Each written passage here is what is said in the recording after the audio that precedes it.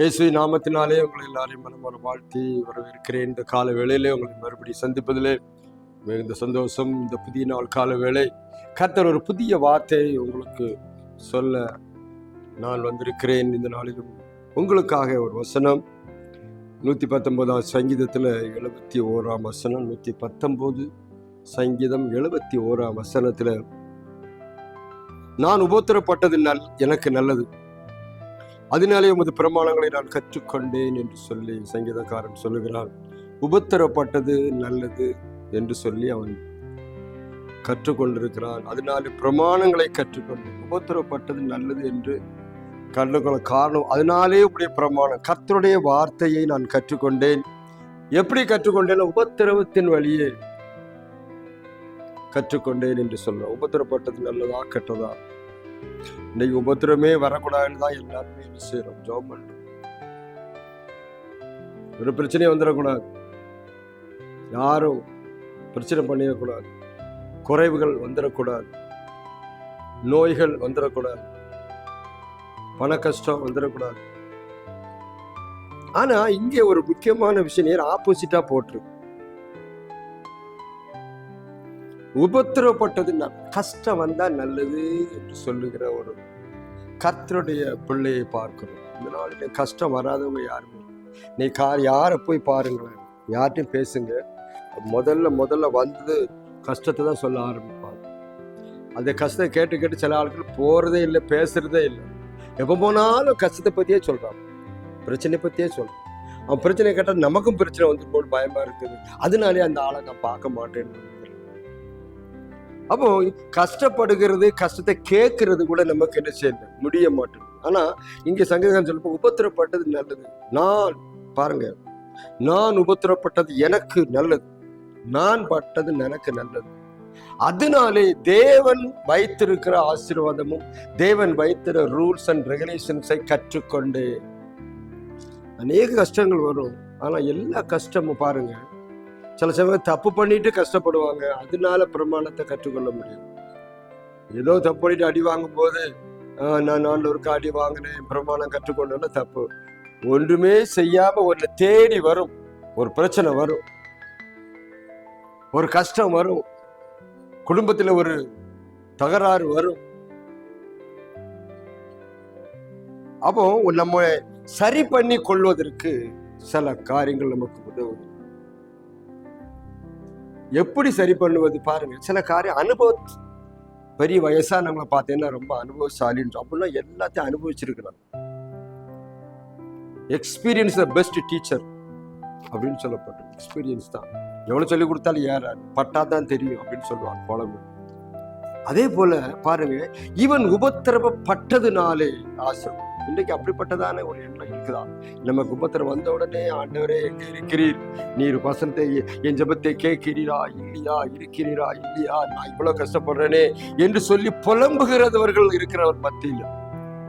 உபத்திரப்பட்டது நல்லதியா, அதனாலே நம்முடைய பிரமாணங்களை நான் கற்றுக்கொண்டு இருக்கிறேன், இனி நான் ஒழுங்கா இருப்பேன், இது செய்தா இது நடக்கும், இது செய்தா இது நடக்கும், நான் கற்றுக்கொண்டு விட்டேன். எப்படி வாழணும்னு கற்றுக்கிட்டேன், எப்படி பேசணும்னு பாருங்க. சில பேசுறேன் பேசி அடி வாங்கிடுவான்.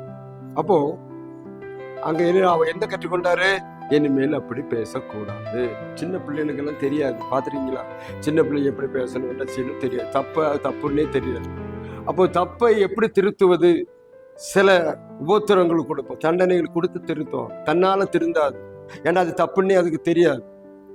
அது தப்பு, செய்யக்கூடாது, அப்படி பேசக்கூடாது, அப்படி நடக்கக்கூடாது, அது சொல்லி கொடுக்கும் போது அப்போ இது அப்படியே பட்டுக்கிட்டே வரும். ஒரு சின்ன தண்டனை கொடுத்து திருத்திட்டே இருப்பாங்க. அப்போ அவன் வந்த உபத்திரமும் தண்டனையும் விளைச்சது அவனுக்கு நல்லதா இருக்கும். பிள்ளை வளரும் போது அது செய்யக்கூடாதுங்கிறது எங்க இருந்து கற்றுக்கொண்டாங்க அப்படின்னா, அந்த உபத்திரவத்தினால. ஒண்ணுமே நீ கண்டுக்காம விட்டுட்டீங்களே, பிள்ளைகளுக்கு இப்ப சில பிள்ளைகள்லாம் தொடவே கூடாது, அடிக்கக்கூடாது, தண்டனை கொடுக்கக்கூடாது, பனிஷ்மெண்டே கிடையாதுன்னா அந்த பிள்ளைகள் எப்படி வளரும்?